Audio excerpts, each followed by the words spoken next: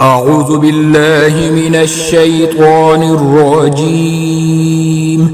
بسم الله الرحمن الرحيم. هل أتى على الإنسان حين من الدهر لم يكن شيئا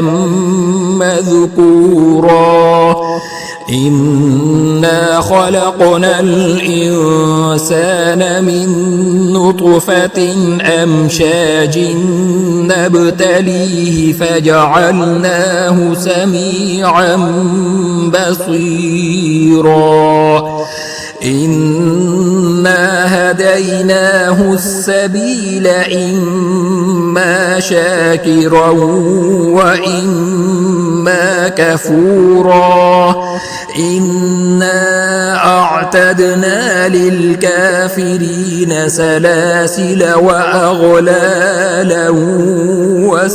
وسعيرا إن الأبرار يشربون من كأس كان مزاجها كافورا عينا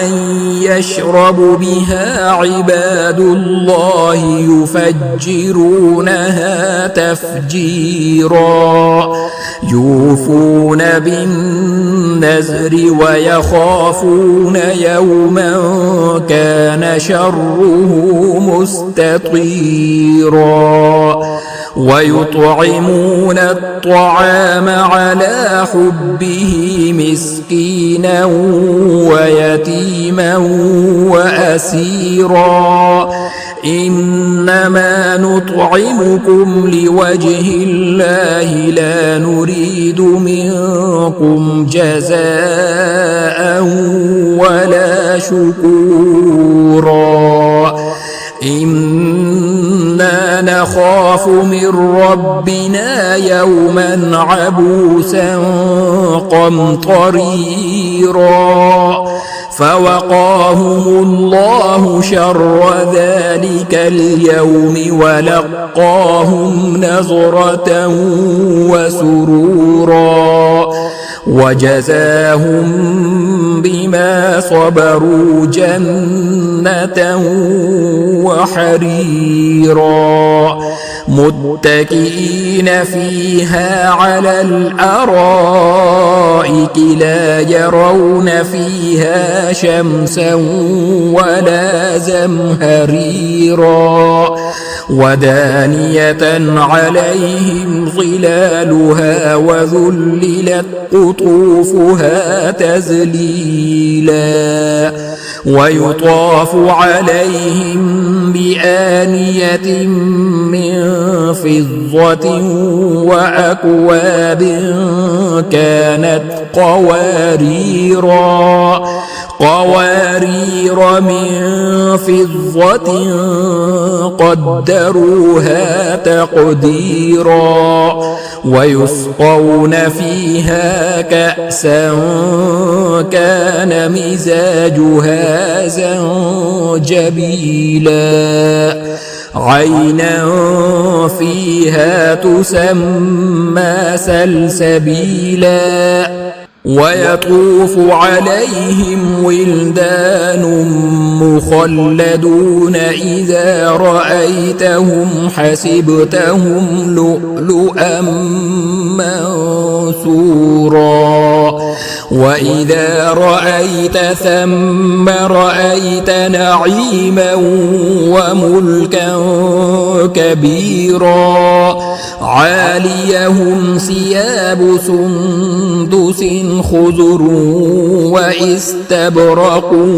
وحلوا أسابر من فضة وسقاهم ربهم شرابا طهورا إن هذا كان لكم جزاء وكان سعيكم مشكورا إنا نحن نزلنا عليك القرآن تنزيلا فاصبر لحكم ربك ولا تطع منهم آثما أو كفورا واذكر اسم ربك بكرة وأصيلا ومن الليل فاسجد له وسبحه ليلا طويلا إن هؤلاء يحبون العاجلة ويذرون وراءهم يوما ثقيلا نحن خلقناهم وشددنا أسرهم وإذا شئنا بدلنا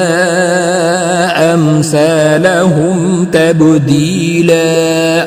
إن هذه تذكرة فمن شاء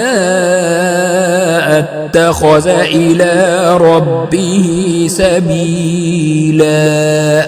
وما تشاءون إلا أن يشاء الله إن الله كان عليما حكيما يدخل من يشاء في رحمته